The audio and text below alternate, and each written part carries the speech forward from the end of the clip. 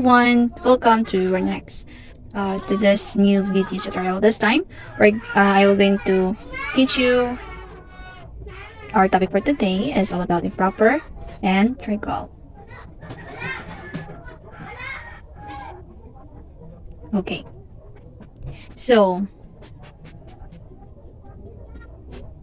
example, we will say that the integral will be improper integral if we encounter that the upper limit or either upper limit or lower limit approaches to infinity, or both limits approaches to infinity. So that is called improper integral. That is improper integral. Okay, example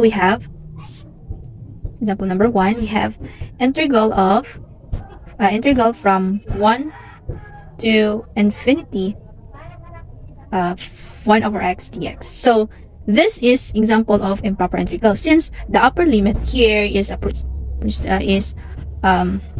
infinity, so that is improper integral.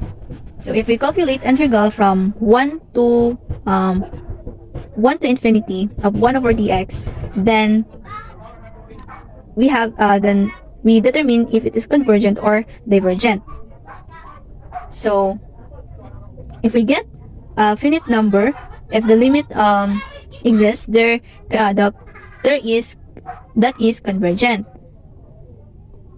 meaning that the limit exists.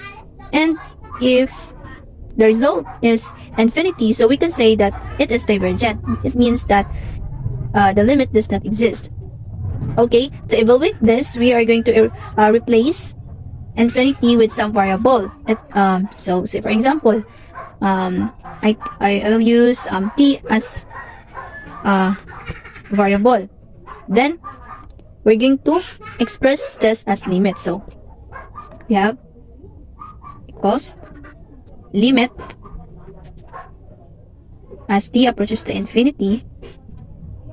So integrals are replaced with some variables, so the variable we are using is t. So from 1 to t, 1 over x dx. Then after that, we're going to integrate 1 over x. So rewrite the limit expression. So limit as t approaches to infinity from 1 to t. So the antiderivative of 1 over x is ln x. So limit as t approaches to infinity ln x evaluated from 1 to t. Okay. Then after that, so based on fundamental theorem of calculus, so we're going to use that. So we have limit as t approaches to infinity. So ln x, so we just simply substitute upper limit to x and at the same time lower limit. So we have ln times t minus ln times 1. Okay, this is the fundamental theorem of calculus. Then after that, so substitute the t. So limit as t approaches to infinity, so ln times infinity minus ln 1. So always remember that ln times 1, that would be equal to 0. So where we will not going to write 0 here, so that would be equal. So the limit